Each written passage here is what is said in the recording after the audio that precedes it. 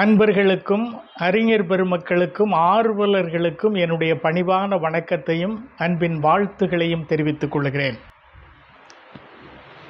திருக்குறள் ஒரு தமிழ் பெட்டகமாக திகழ்ந்து வருகிறது. இது எந்த சமயத்தை சார்ந்தது என்பதாக பல்வேறு காலகட்டங்களிலே பல்வேறு அறிஞர் பெருமக்கள் தங்களுடைய கருத்துக்களை விவாதமாகவும் ஆய்வுரைகளாகவும் அவர்கள் வெளியிட்டு வந்திருக்கின்றார்கள். இந்த திருக்குறள் என்ற நூலிலே இயேசு என்னும் பெயரோ, கிறிஸ்து என்னும் பெயரோ, சிலுவை என்னும் பெயரோ இடம்பெறவில்லை. பிறகு எப்படி இது ஒரு கிறிஸ்தவ நூலாக இருக்க முடியும் என்பதாக சில பெருமக்கள் தங்களுடைய கருத்துக்களை அல்லது எதிர்மறையான சில செய்திகளை அவர்கள் எழுப்பி வருகிறதை நான் கவனித்து வந்திருக்கிறேன். ஆகையினால் இந்த திருக்குறள் என்பது ஒரு சமய நூலா அல்லது அறநூலா? இது ஒரு கேள்வி. ஏனென்று சொன்னால் 18 கீழ்க்கணக்கு நூல்களிலே இது ஒன்றாக வைக்கப்பட்டிருக்கின்றது. சங்கம் மறுவிய காலத்தை சார்ந்ததாக இதை பல அறிஞர்கள் குறிப்பிடுகின்றார்கள். ஆக இது ஒரு சமய நூல் என்று, இது ஒரு அறநூல் என்கின்ற ஒரு கருத்து முறை. ஆனாலும் கூட சைவம் வைணவம் போன்ற இந்த சமயங்களெல்லாம் தோன்றுவதற்கு மூல காரணமாக இருந்தது திருக்குறள் தான். அப்போது இந்த சமயங்களை தோற்றுவிப்பதற்கு அடிப்படை நூலாக திருக்குறள் விளங்குகின்ற போது அதை ஏன் ஒரு மறையாக சொல்ல முடியாது? உலக பொது மறை என்பது தான் திருக்குறளுக்கு சொல்லப்படுகின்ற ஒரு பெயர். ஆகையினால இது ஒரு மறை நூலாக ஏற்றுக்கொள்ளுகின்ற பல அறிஞர் பெருமக்கள் இருக்கின்றார்கள்.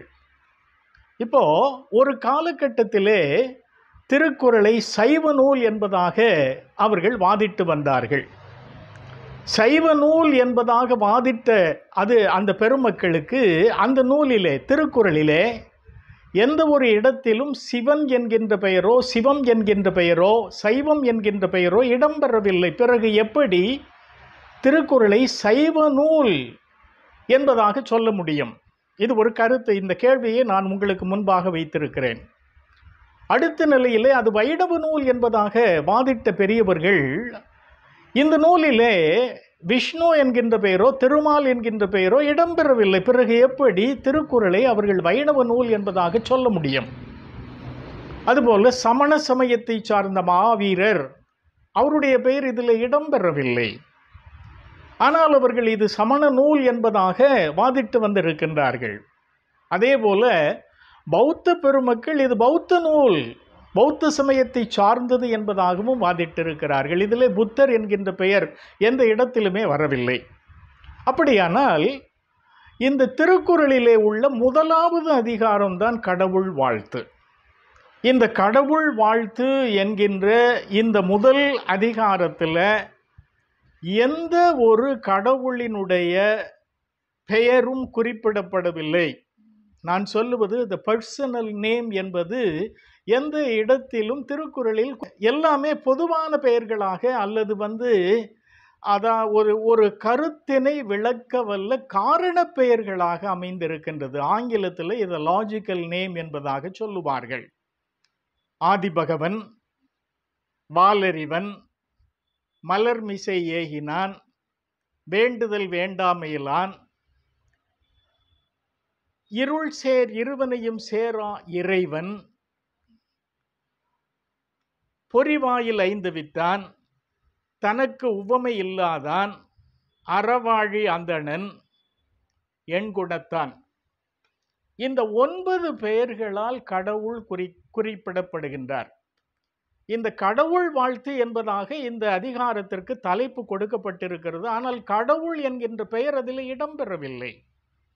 திருவள்ளுவர் தான் இந்த அதிகாரத்திற்கு தலைப்புகளை கொடுத்தாரா? இது ஒரு தனியான ஒரு விவாதம். இப்போ அங்கே நான் போகவில்லை. ஆக இந்த பெருமக்கள் எல்லாம் இந்த திருக்குறளை தங்கள் சமயத்தை சார்ந்த ஒரு நூல் என்பதாக வாதிடுகின்ற போது அந்த சமயத்தை சார்ந்திருக்கின்ற கடவுட் பெயர்கள் எதுவும் திருக்குறளில் இடம்பெறவில்லை. இப்பொழுது திருக்குறள் ஒரு கிறிஸ்தவ நூல் என்று சொல்லுகின்ற போது பலருக்கு அது ஒரு தன்னுடைய உள்ளத்திலே ஒரு பெரிய கேள்விக்குறியை மட்டுமல்ல, சில நேரங்களிலே இதற்கு எதிர்மறையான ஒரு விளைவுகளை தோற்றுவிக்கின்ற சில நிகழ்வுகளும் நடந்திருக்கின்றன. ஆகையினால இந்த திருக்குறள் கிறிஸ்தவ நூல் என்பதாக வாதிடுகின்றவர்கள் பலர் இருக்கின்றார்கள். இப்போ அது எந்த சமயத்தை, கிறிஸ்தவ சமயத்தை சார்ந்ததா என்பதை நான் இந்த பதிவிலே விளக்குவதற்கு நான் வரவில்லை. இந்த கடவுளினுடைய 9 பெயர்களும் எந்த கடவுளை குறிக்கின்றது? கடவுள் ஒருவர் தான். எந்த கடவுள் என்று சொல்லுகின்ற போது கடவுளர்கள் பலர் என்பதாக இல்லை. கடவுள் ஒரே ஒரு கடவுள்தான். ஓரிரை கோட்பாட்டை விளக்குவதாக இந்த திருக்குறள் அமைந்திருக்கிறது என்பதை புரிந்து கொள்ள வேண்டும்.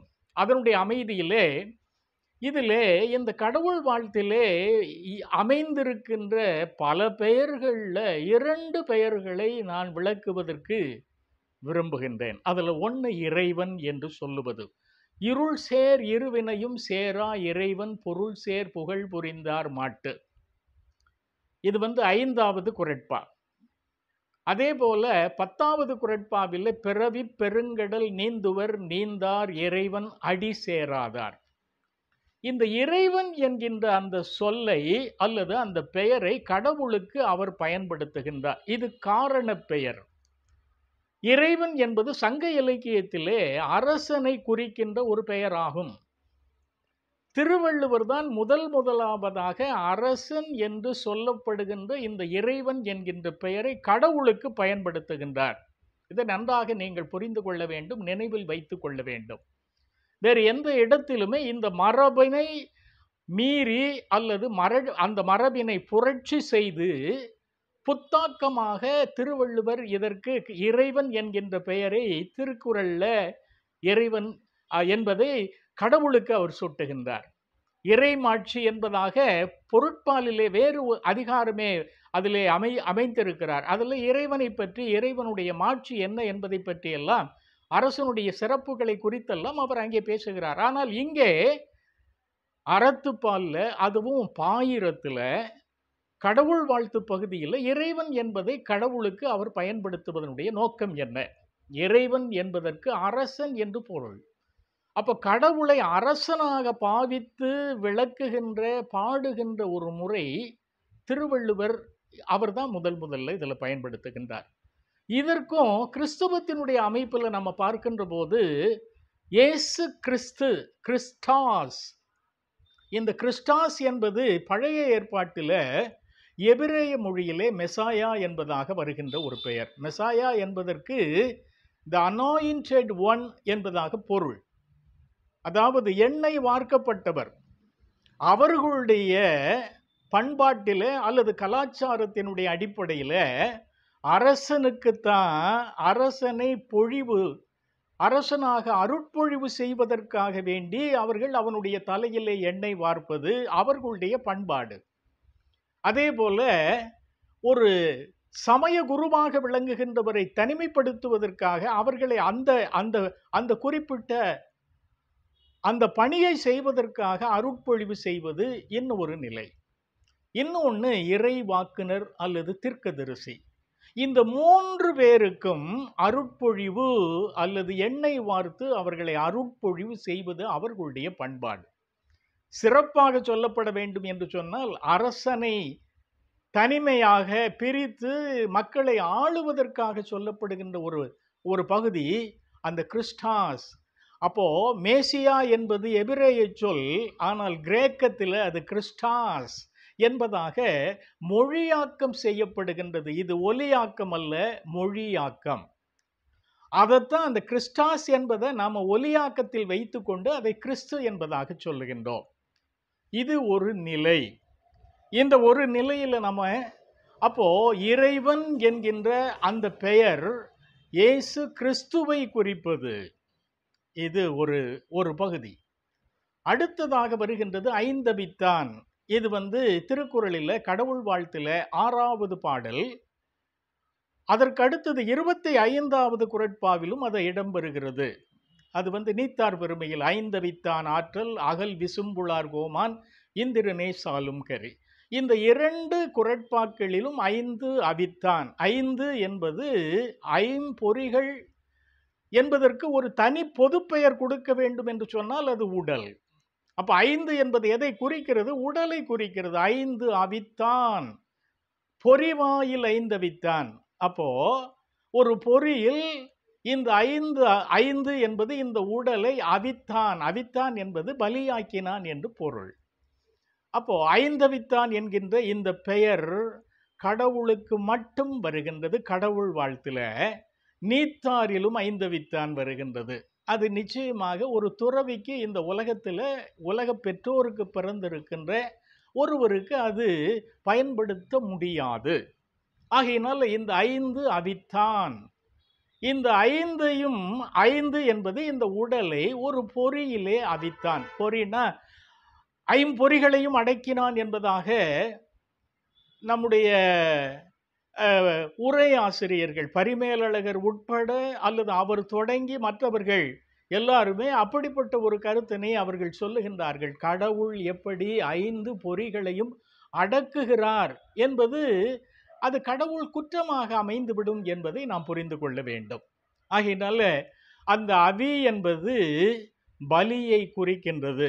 5 அவித்தான் என்பதாக ஒரு திரைப்படம் கூட, குறும்படம் கூட இப்பொழுது இயக்குனர் ரமேஷ் அவர்களால் இயக்கப்பட்டு அது இப்பொழுது வெளிவந்திருக்கின்றது. வலை ஒளியிலே அது இப்பொழுது பல்வேறு இடங்களிலே அது பரவி பல மக்களால் பார்க்கப்பட்டு வருகிறது என்பதை புரிந்து கொள்ள வேண்டும். அப்போ 5 அவித்தான் இது ஒரு துறவியை குறிக்காது, இந்திரனை குறிக்காது. இந்திரன் ஒழுக்க கேடானவன். அவனை திருவள்ளுவர் ஒரு எடுத்துக்காட்டாக சொல்லுகிறாரான்னா இல்லை. இது 2வது பகுதி. 3வது நீத்தார் பெருமை என்பதாக ஒரு அதிகாரம். இது 3வது அதிகாரம். திருக்குறள் பாயிரத்தில் 3வது. இந்த பாயிரத்தில் வருகின்ற போது அதில் ரொம்ப அழகாக ஒன்று வருகின்றது. அது நிறைமொழி மாந்தர் பெருமை மறைமொழி காட்டிவிடும். நிறைமொழி மாந்தர் பெருமை நிலத்து மறைமொழி காட்டிவிடும். இந்த மறை என்பது திருமறையை குறிப்பது. அப்போ நிறைமொழி மாந்தர் என்பது யாரை குறிக்கிறது? the word, மொழி. நிறைமொழி என்பது வேர்ட். இந்த உலகத்தை படைத்த அந்த வார்த்தை என்பது இந்த உலகத்தில் மாம்சத்தில் வெளிப்பட்டது. இது யோவான் 1ஆம் அதிகாரம் 14வது வசனத்தில் சொல்லப்படுகின்ற அதனுடைய it is almost the exact translation of that particular verse. இதை நாம் புரிந்து கொள்ள வேண்டும். அப்போ நிறைமொழி மாந்தர் பெருமை நிலத்து மறைமொழி காட்டிவிடும். இது இயேசுவை குறிப்பதாக வருகின்ற ஒரு பெயர். அடுத்தது இந்த பொறி என்பது இதை சிலுவை என்பதாக திருவள்ளுவர் பயன்படுத்தவில்லையே. எப்படி அது அந்த பொறி என்பதை நீங்கள் கூறுகிறீர்கள்? இதை நம்ம பார்க்கிற போது எபிரேயத்தில் இதற்கு சலாவ், TSELEV, இதை நான் செலவ் அப்படின்னு சொல்லி நான் பார்க்கிறேன். ஆனால் அவங்க உச்சரிக்கின்ற போது சாலபகா சாலபகா என்பதாக அவர்கள் ஒலிக்கிறார்கள். அரபு மொழியில் இந்த சிலுவை என்பதற்கு சாலிப் என்பதாக அதற்கு வருகின்றது. அதே போல போர்ச்சுகீசிய மொழியிலே சிலபோ. இந்த சிலுவை என்பது எபிரேய மொழியிலே சாலபகா என்பதாக உள்ளது. பின்னால் மருவி அது பின்னால் தமிழிலே வருகின்ற போது சிலுவை என்பதாக அது இருக்க வேண்டும். இது ஒரு நிலை. இது கிரக்ஸ், CRUX, ஸ்ரக்ஸ், கிரக்ஸ் என்பதாக அது மொழியாக்கம் செய்யப்படுது. ஒரு மொழியில் இருந்து இன்னொரு மொழிக்கு வருகின்ற போது அது மொழியாக்கம், ஒலியாக்கம் இதெல்லாம் இயல்பாக அதில் இடம்பெறுகிறதை நம்மால் பார்த்து கொள்ள முடியும். ஆகையினால் அது பொறி என்பது தமிழில், சிலுவை என்பது தமிழ் பெயர் அல்ல. அப்போ இந்த நாட்டில் சிலுவையிலே ஒரு மனிதனை கொல்லுவது, கொலை செய்வது அல்லது பலியாக்குவது என்பது இல்லாத ஒரு வழக்கம். அப்போ நமக்கு தெரிந்திருக்கிறது என்ன? அது ஒரு பொறி. கழுவேற்றுதல் என்பது என்ன என்று நமக்கு தெரியும். ஆனால் இது அதைவிட மாறுபட்டது. இது ரோமர்களுடைய ஒரு விதமான தண்டனை. பொறி என்பது சிலுவை என்பதாக அதை நாங்கள் வலிந்து கொண்டு வருகிறீர்கள் என்பதாக அல்ல. எல்லா சமயத்தவர்களும் ஏற்றுக்கொள்ளக்கூடியதாக கடவுளை அவர்கள் புரிந்து கொள்ள வேண்டும் என்பதற்காக இது எழுதப்பட்டது. ஸோ இந்த கருத்துக்களை எல்லாம் தொகுத்து பார்க்கின்ற போது இதே போல திருக்குறள் முழுமையும் 1330 குறட்பாக்களுக்கும் கிறிஸ்தவ முறையிலேயே உரை எழுதிய முதல் பெருமகனார் ஆண்டகை அருளப்பா என்பவர், archbishop of Mylapore and Chennai.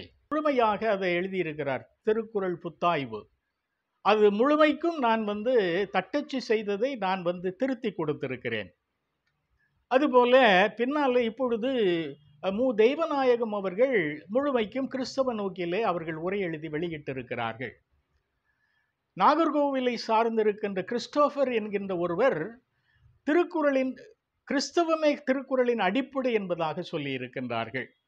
காடின் Thirukkural Arulappa ஆண்டகை அவர்கள் எழுதியிருக்கின்ற பகுதி கிறிஸ்டியானிட்டி அண்ட் திருக்குறள். இந்த மாதிரி ஏராளமான நூல்கள் இன்றைக்கு வெளிவந்திருக்கின்றன.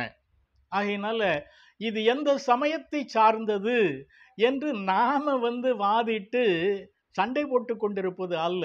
கடவுள் ஒருவர், அவருக்கு கொடுக்கப்பட்டிருக்கின்ற பெயர், அது எல்லாமே காரண பெயர்களாக திருவள்ளுவர் ஆட்சி செய்கின்றார். ஆகையினால கிறிஸ்தவர்கள் அதை கிறிஸ்தவ நூல் என்பதாக உரிமை கொண்டாடுவதில் எந்த விதத்திலும் இடர்பாடு இல்லை. கிறிஸ்தவத்துக்கு மட்டும்தான். இதை தீசு சத்தியம் என்பவர், அதுக்கப்புறமா காமாட்சி சீனிவாசன் மதுரை பல்கலைக்கழகத்தில் உள்ள பெரிய ஆய்வாளர், இவர்களெல்லாம் தங்களுடைய நூல்களிலே அவர்கள் எழுதுகின்ற போது இந்த ஐந்தவித்தான் என்பது கிறிஸ்துவுக்கு மட்டுமே அது பொருந்தி வருவதாக அமைந்திருக்கிறது என்பதாக அவர் ஆய்வுரையிலே குறிப்பிடுகின்றார். ஆகையினால இதில் கிறிஸ்து என்கின்ற பெயர் அதில் இல்லை, இயேசு என்கின்ற பெயர் இல்லை, சிலுவை என்கின்ற பெயர் இல்லை, பிறகு எப்படி அது கிறிஸ்தவ நூலாக அது அமைய முடியும் என்பதாக பலர் எழுப்புகின்ற கேள்விகளுக்கு ஒரு சில கருத்துக்களை உங்களுக்கு விளக்கி இருக்கின்றேன். இதில் விளக்கக்கூடிய ஏராளமான செய்திகள் இருக்கின்றன, கடல் போன்று பெருகி இருக்கின்ற பகுதிகள். ஆகையினால் நீங்கள் சீர்தூக்கி பாருங்கள். இறை அருள் உங்களோடு இருப்பதாக.